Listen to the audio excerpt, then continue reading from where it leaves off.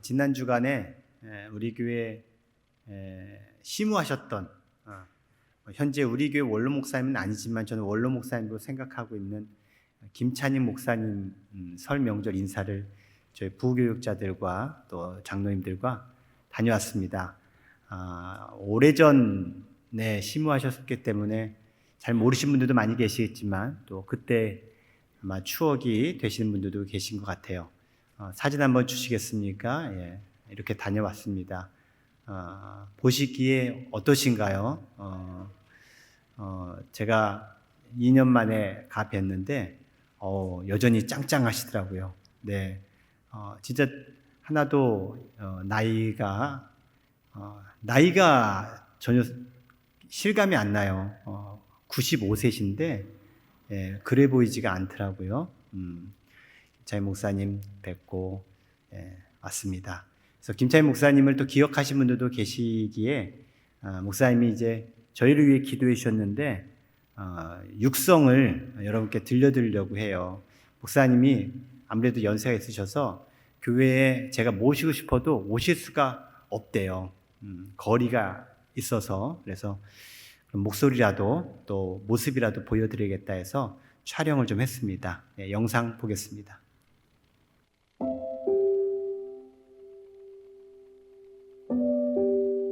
목사님들 보내주어서 만나게 하시고 대화도 하게 하시고 아멘. 또한 이 시간 불처한 노정이 기도할 수 있는 귀한 시간 주신 것 감사합니다. 아멘. 무엇보다도 영유 아울러 강건케 허락하여 주시옵소서. 아멘. 조진 사명에 하나님 복에 차질이 없도록 역사하여 주시옵소서. 아멘. 저희들이 하는 모든 매사에 하나님의 놀라운 기적의 역사들이 임하도록 도와 주시옵소서. 아멘. 예수님의 이름으로 기도합니다이다. 아멘.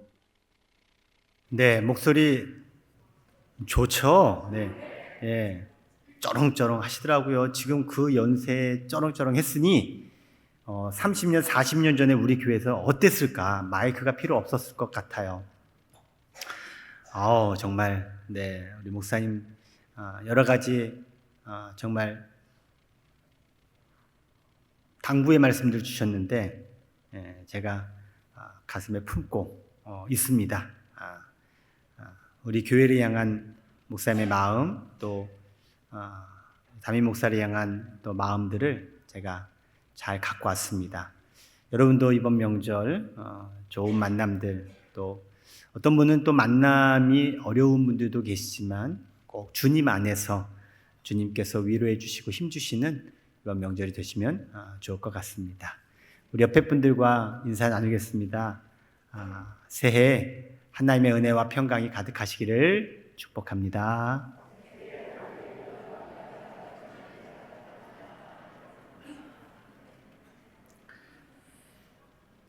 국민일보에 실렸던 특집 기사 내용이 있어요. 국가 위기 상황 속 믿음의 선진들은 어떻게 기도했을까?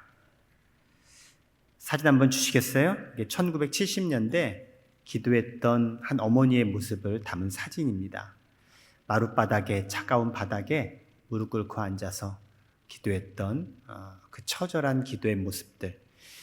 마치 보니까 1970년대 사진이니까 마치 저희 어머님 같아 보이는 생각이 들었습니다.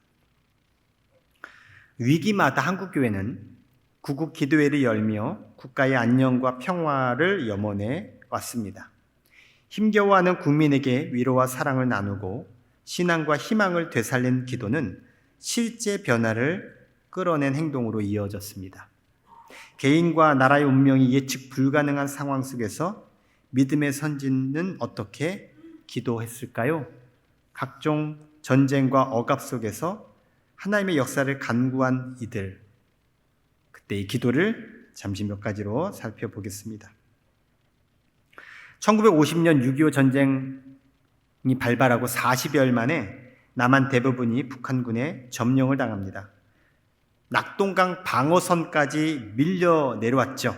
그래서 경상남도 그리고 경상북도 일부만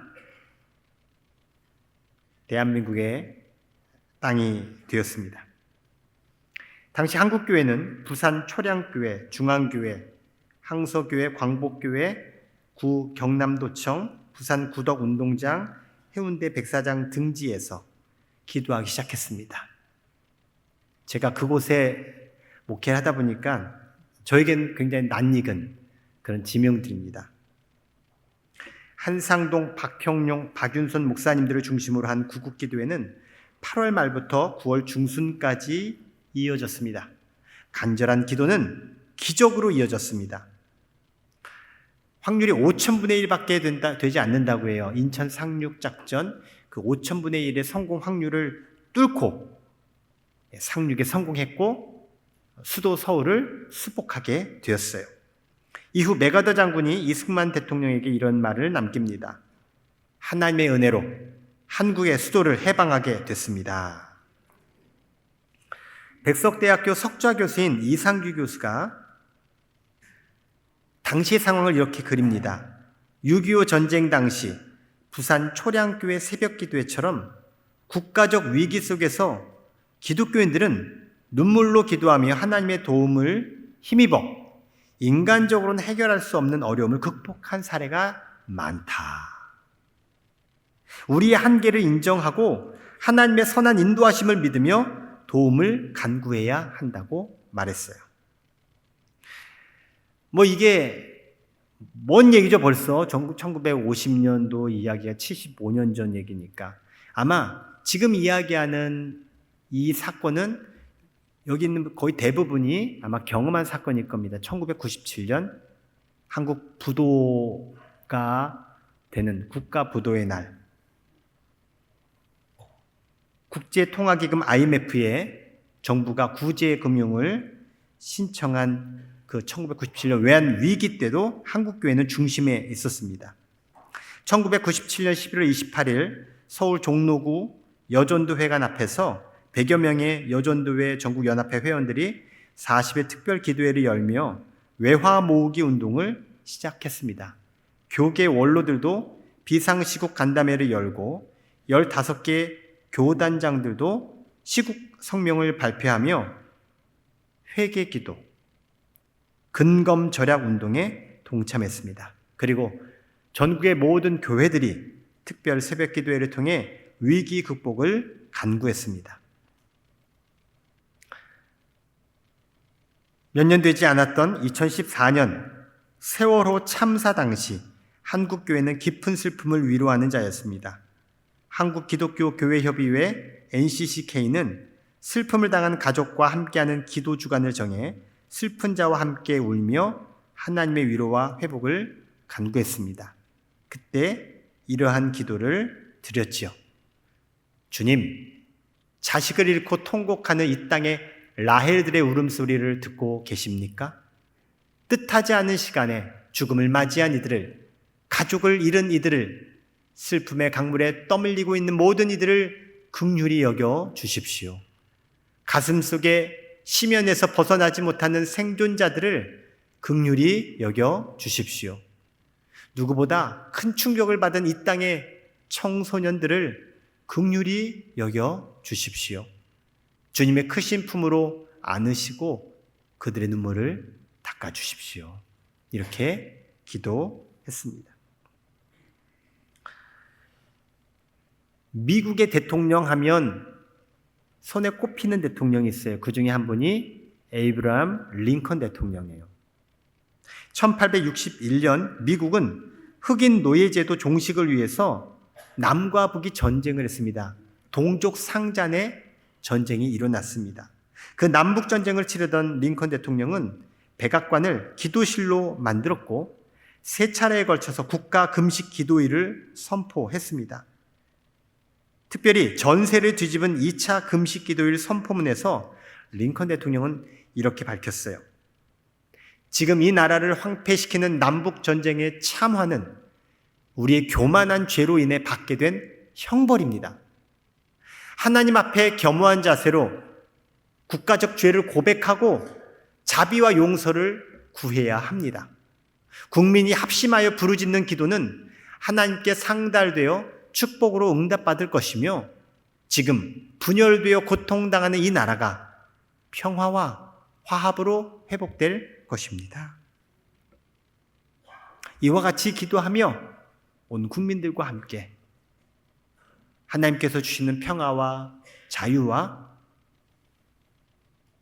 하나님께서 기뻐하신 나라를 향해 기도하며 모든 국민들과 함께 금식했죠. 이처럼 역사의 변곡점에는 언제나 하나님의 개입이 있었고 그 개입은 기도를 통해 이루어졌습니다. 위기를 넘게 한 기도에는 하나님께 완전히 맡기고 하나님의 선과 평화를 추구하는 태도가 깔려 있었습니다. 겪어본 적 없는 정치적 혼란과 반목을 겪고 있는 현재 한국 사회에 필요한 것도 바로 이러한 기도입니다. 권력과 신앙이라는 책을 펴낸 추태화 이래문화연구소장은 이렇게 말했습니다. 기독교인의 기도조차 좌우 이념에 따라 갈리는 상황이다.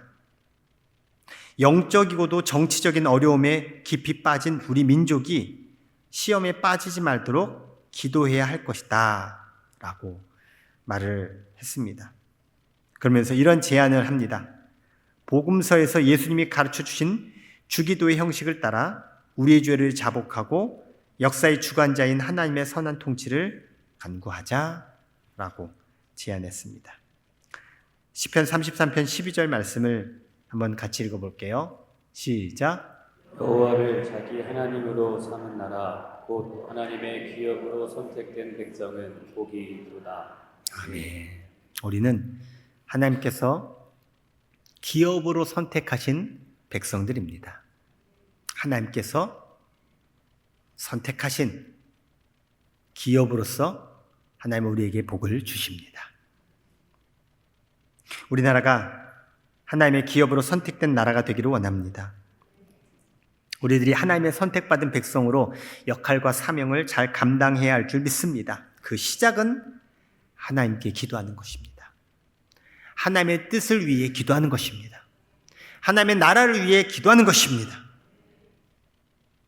국가 위기 상황에서 나라를 위해 기도했던 믿음의 선배들처럼 우리 모두 국가 위기 상황을 기도로 극복하는 하나님의 역사를 이루어가기를 간절히 원합니다.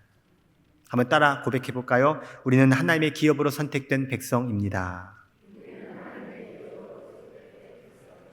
아멘. 오늘 우리가 읽었던 성경 본문 말씀은 지난주에 이어서 2024년도 목회자와 신학교 교수님들이 선정한 말씀 성경 구절 가운데 대표적인 말씀입니다. 자, 오늘 본문 가운데 7절 말씀을 한 번 더 읽어볼게요. 시작. 오직 강하고 극히 담대하여 나의 종 모세가 내게 명령한 그 율법을 다 지켜 행하고 오로나 좌로나 치우치지 말라. 그리하면 어디로 가든지 형통하리니. 아멘. 빨간색 문장만 한 번 더 읽을게요. 시작. 오로나 좌로나 치우치지 말라. 작금의 우리나라 위기의 근본은 많은 전문가들이 이야기합니다. 치우침이다. 치우침. 치우쳤다는 거죠. 자기 편, 자기 이익, 자기 편애, 자기 중심, 이기심, 당리당략, 아전인수, 내로남불 이런 것들이 위기를 만들고 있다는 겁니다. 보수와 진보, 우파와 좌파의 이념 갈등이 더욱 선명해지고 있습니다. 이것이 세대 간의 갈등으로 공동체 내의 반목으로 우리나라를 분열시키는 결과를 만들고 있습니다. 또한 유튜브를 비롯한 영상 매체의 발달로 인해서 자기가 듣고 싶은 것들을 더 듣게 되고 보고 싶은 것들을 더 보게 되면서 점점 더 자기 확신, 자기 신념이 강화되는 거예요. 맞아. 다 이렇게 얘기하잖아. 이게 맞아. 그렇지. 계속 편중되고 편협화되어가는 우리의 모습을 보게 됩니다. 그런 우리에게 성경이 분명히 말씀해주고 있어요. 우로나 좌로나 치우치지 말라. 우로나 좌로나 치우치지 말라라고 하는 것은 그냥 나 중간에 있어야지 이 말이 아니에요. 그야말로 좌든지 우든지 이런 의미를 넘어선 표현이에요. 그래서 이 우로나 좌로나 치우치지 말라는 게 도대체 어떤 의미일까? 제가 자료들을 통해서 정리를 해봤어요. 율법의 정도로부터 이탈되어 인간적인 생각을 조차 행하지 말라는 말씀입니다. 정도, 옳은 길, 바른 길에서부터 벗어나서 인간적인 생각, 자신의 생각, 하나님의 말씀에 둔감하거나 말씀의 원뜻을 깊이 알지 못한 채 자구적으로 해석하고 실천하는 편협성을 지양해라. 지향이 아니라 지양이에요. 예. 거부하고 거절하고 하지 말아라. 왜요? 많은 사람들이 자신에게 필요한 말씀, 자신의 마음에, 자신의 생각에 드는 말씀, 쉽게 해서 입맛에 맞는 말씀, 그런 것들을 보고 그런 것들을 기억하고 그런 것들을 활용하고 그런 것들로 자신에게 채운다는 거예요. 뭐 자신이 필요하다고 생각하니까 그 말씀을 기억하고 그 말씀을 이야기하는 거, 그게 나쁜 건 아니에요. 근데 그것을 자신에게가 아니라 무엇인가에, 다른 사람이 되든 어떤 판단의 기준을 삼는다는 거죠. 성경이 이렇게 말했잖아. 이런 식으로. 그렇게 하지 말라는 말씀이 우로나 좌로나 치우치지 말라는 거예요. 그럼 뭘까요? 정도, 하나님의 말씀, 그냥 그거 그대로 받아들이라는 거예요. 내가 마음에 안 맞는 성경 구절도 있죠. 나를 불편하게 하는 말씀도 있어요. 나를 찌르고 어쩌면 나를 공격하는 말씀도 성경에 있어요. 그런데 그것을 안 들은 척, 모른 척, 이건 나랑 안 맞아, 이런 식으로 치부해서 편협한 식으로 성경을 받아들이고 해석하고 자기식으로 그러지 말라라고 하는 말씀이에요. 우리는 누군가의 의견을 들을 때 치우침 없이 들어야 객관적인 판단을 하게 되고 공정한 판단을 하게 돼요. 누군가가 누군가에 대해서 얘기했어요. 그래서 누군가의 얘기 내가 들어요. 그럼 나는 누군가의 A라고 하는 사람의 얘기에 귀를 기울이게 돼요. 왜? A가 말하는 B는 내가 모르잖아요. 그래서 A라는 사람의 말을 들으면 B라는 사람이 그런 사람인 거예요. 그런데 여러분은 그럼 B라는 사람의 이야기를 들어보시나요?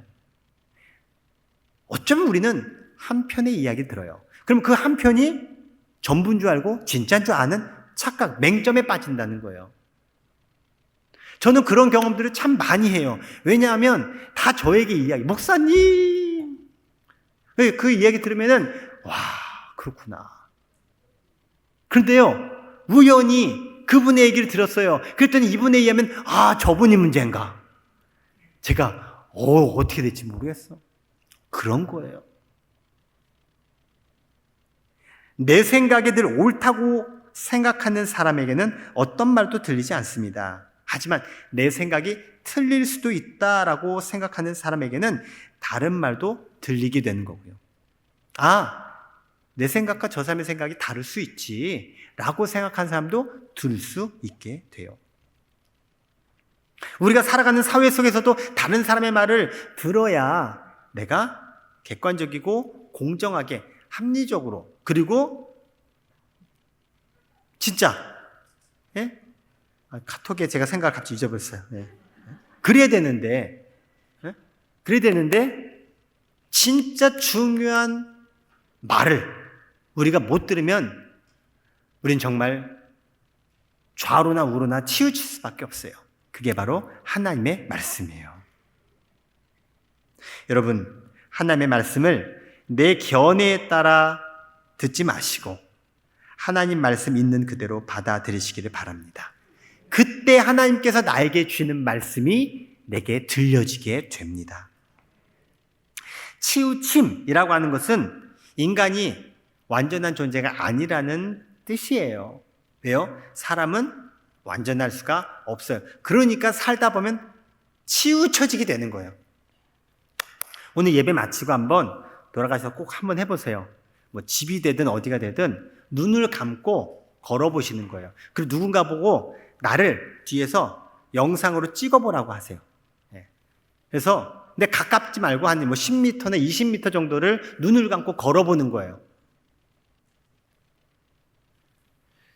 거의 루마니아 체조 선수 코마네치 정도 수준이 아닌 이상은 그걸 걸으면서 뒤뚱뒤뚱 대든지 갈팡질팡하든지 몸이 쏠릴 거예요. 예. 한번 해보세요. 예. 그리고 스스로 한번 보세요. 오, 진짜 그러네, 목사님 말씀처럼. 그리고 그걸 영상으로 찍어서 봐야 돼요. 여러분, 자기가 자기를 못 봐요. 못 보는 겁니다. 우리는요, 이리저리 왔다 갔다 할 수밖에 없는 그런 불완전한 존재예요. 그렇기 때문에 완전하신 하나님의 도움에 힘입어 살아가야 돼요. 그렇죠. 우리는 살다 보면 좌로도 갈 수 있고 우로도 갈 수 있어요. 그런데 그렇게 가다 보면요, 결국은 멀어지게 되는 거예요. 정도로부터 멀어지게 되는 거예요. 우리가 오늘 이 예배 자리에 왜 나왔을까요? 여러 목적이 있어요. 근데 우리에게 유익함이 있어요. 다름 아니라 여러분이 한 주간 동안 좌로 갔는지 우로 갔는지는 모르겠지만 이리저리 갈팡질팡 왔다 갔다, 그리고 나도 모르게 좀 비뚤어진 길, 비뚤어진 삶을 살아왔다면 오늘 다시 한번 하나님 앞에 나와서 정도로 나의 삶의 기준을 맞추게 되는 거예요. 그래서 내가 바른 길을 향해 갈 수 있도록 하나님께서 교정해 주시는 이 시간이 바로 우리에게 주시는 예배의 은혜예요. 사랑하는 성도 여러분, 우리에게 주어진 이 정기적인 기회를 놓치지 마시기 바랍니다. 누군가에겐 그게 일주일이라는 시간 속에 하루, 주일이 될 수도 있고, 어떤 분은 일주일에 2번 자신을 다시 한번 바로잡는 기회를 갖는 분도 있고, 어떤 분은 3번 아니면 매일매일 자신을 바로잡기 위해서 예배와 기도의 자리로 나오시는 분들이 바로 여러분들이세요. 그렇게 하나님께서 정도의 길로 여러분들 인도해 가실 수 있도록 하나님 앞에 나와 하나님의 기준선에서 살아가시기를 주의 이름으로 축복합니다. 우리 옆에 분에게 말씀해 줍시다.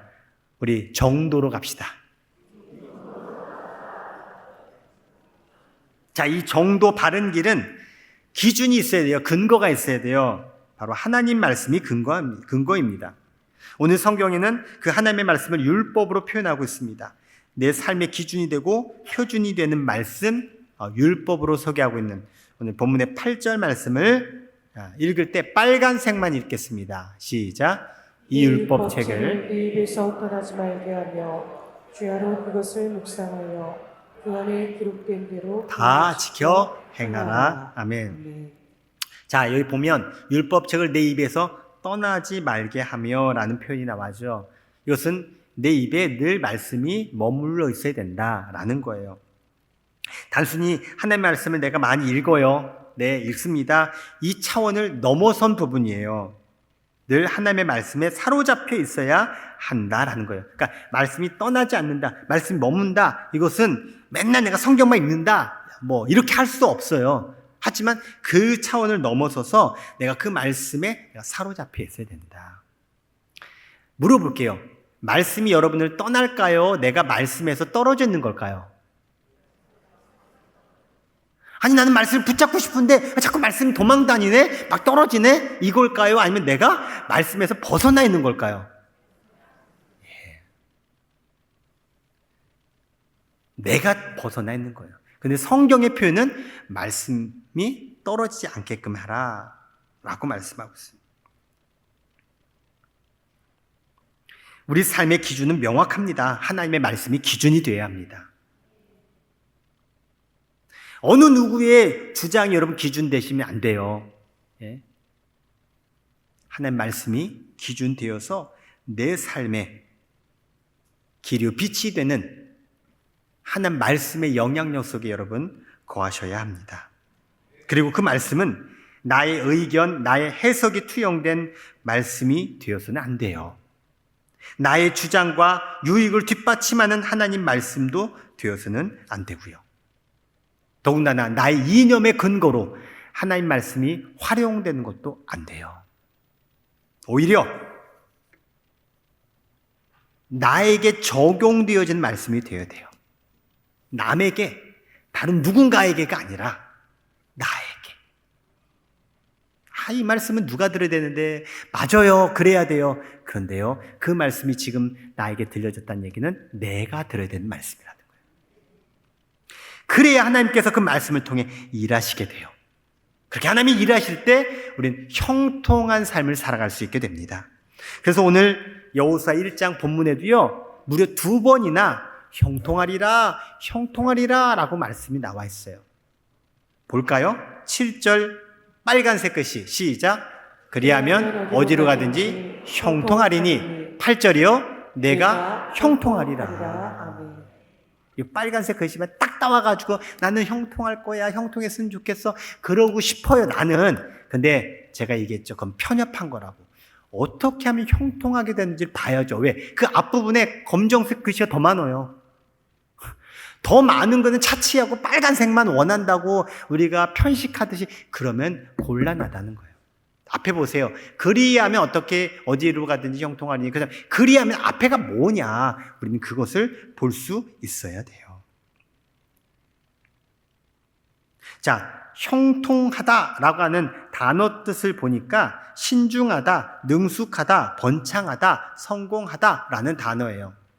지혜를 얻어 사리분별이 분명하게 될 것을 말합니다. 그래서 하는 일들마다 능수능란하게 하여 성공을 거두게 될 것이라는 포괄적 의미가 담겨져 있는 단어가 형통이라는 단어예요. 우리가 아는 형통은 뭐예요? 모든 게 잘 풀리는 거예요. 술술술술. 예. 우리는 그렇게 형통이라는 개념을 생각해요. 근데 성경에서 지금 말씀해주고 있는 형통이라는 단어는 오히려 분별하는 것, 제대로 선택하고 판단하는 것을 말하고 있는 거예요. 그래서 형통한 사람의 대표적인 사람으로 제가 이 말씀을 준비하고 연구하면서 한 사람이 떠올랐어요. 그가 바로 솔로몬이에요. 솔로몬. 우리는 솔로몬 하면 지혜의 왕, 그리고 솔로몬이 하나님께 구한 건 지혜라고 표현되는데, 이 지혜가 우리가 생각하는 지혜랑 달라요. 우리가 생각하는 지혜 뭐예요? 처세술. 어떻게 하면은 나에게 뭔가 더 나은 판단, 뭐 이런 쪽의 지혜를 생각하는데, 아니에요. 솔로몬이 구한 건 그게 아니에요. 어떻게 하면 하나님께서 저에게 왕의 자리에 있게 하셨으니 하나님이 다스리시는 이 백성이 되기 위해서 제가 어떻게 판단하고 어떻게 분별력 있게 행동해야 되겠습니까? 하나님이 다스리시는 그 다스림을 제가 어떻게 감당해야 되겠습니까? 그러니 듣는 마음을 주십시오. 그게 바로 우리가 알고 있는 지혜를 구한 솔로몬의 기도예요. 하나님, 제가 분별이 안 됩니다. 인간으로서. 그러니 하나님께서 저로 하여금 분별시켜 주세요. 오늘 우리가 많은 기도를 하고요. 그리고 실제로 많은 기도 응답과 능력을 받아요. 건강의 복, 재물의 복, 살아가는 삶의 여러 가지 우리가 하나님께서 받는 많은 것들이 있고, 또 그런 것들이 우리에게 어느 정도 있어요. 그런데 진짜 필요한 것, 진짜 우리에게 없는 것, 바로 분별할 수 있는 능력. 분별할 수 있는 능력. 사랑하는 성도 여러분, 오늘 여호수아서 말씀을 통해서 여러분에게 형통의 복이 임하기를 주의 이름으로 축원합니다. 분별할 수 있는 능력이 하나님으로부터 여러분에게 부어지기를 주의 이름으로 축원합니다. 그렇습니다. 하나님은 우리에게 분별할 수 있도록 은혜 주시고, 분별할 수 있도록 도와주시고, 분별하여서 정도를 향해 갈 수 있도록 이끌어 주십니다. 그렇게 형통하게 되는 조건, 그것은 그리하면이라는 단어 속에서 우리가 발견하듯이 우리가 이렇게 할 때 형통하게 된다는 거예요. 여러분, 인격적인 하나님, 하나님은 나를 인격적으로 대하시는 분이심을 믿으십니까? 하나님은 나를 인격적으로 대하신다는 거예요. 여러분이 누군가를 인격적으로 대한다는 얘기는 그 사람의 의견, 그 사람의 판단, 그 사람의 행동을 존중한다는 거죠. 이놈의 자식아, 네가 무슨 인격이 있어? 넌 내 지시에만 따라, 내 명령에 따라. 이거는 관계가 인격적인 관계가 아니죠. 하나님도 마찬가지예요. 니들이 뭘 알아? 가만히 있어. 너희들은 내가 시킨 대로만 해.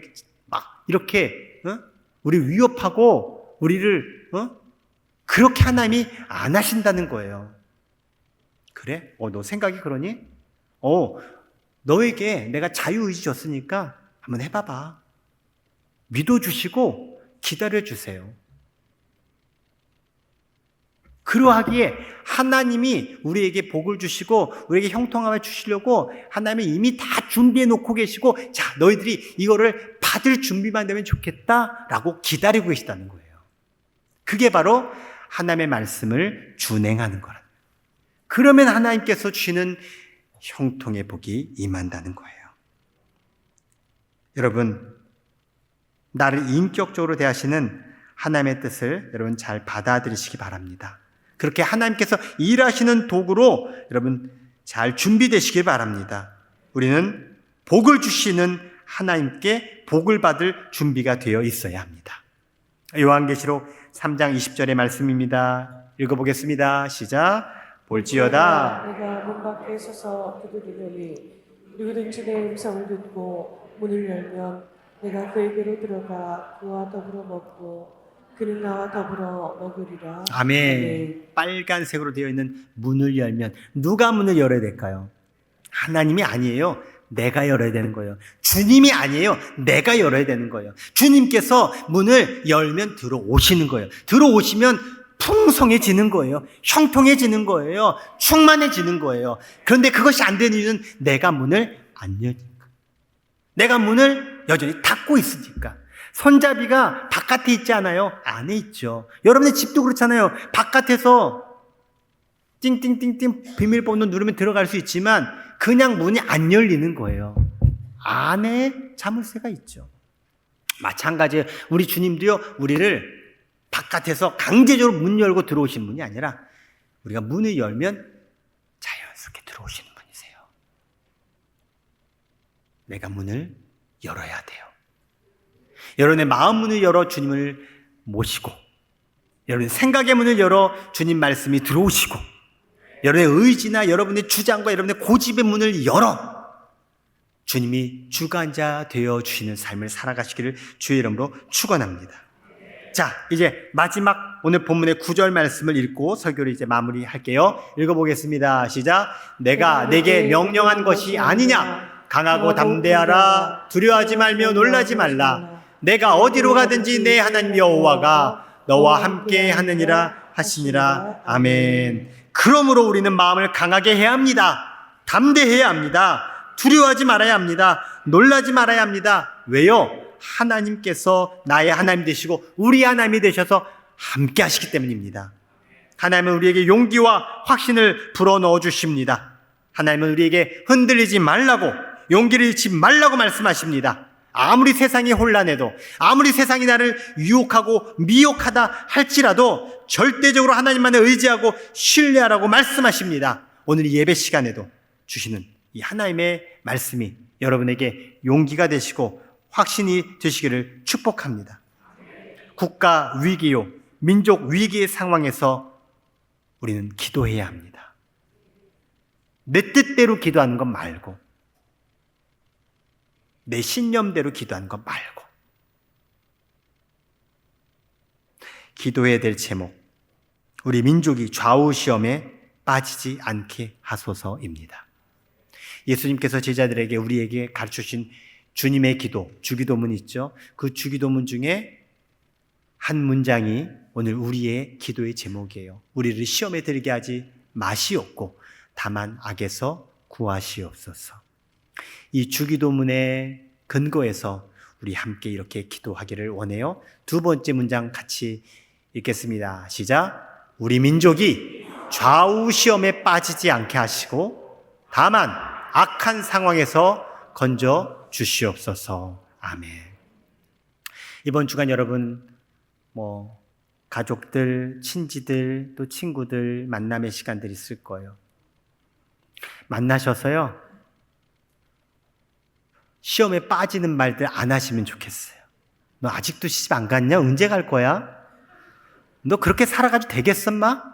어? 우리가 흔히 시험에 들게 하는 생각지 못한 표현들이 참 많이 있어요. 너 요즘 이 시국에 대해서 어떻게 생각하니? 너 무슨 색깔이야? 이런 거. 이럴 때일수록 우리 기도하자.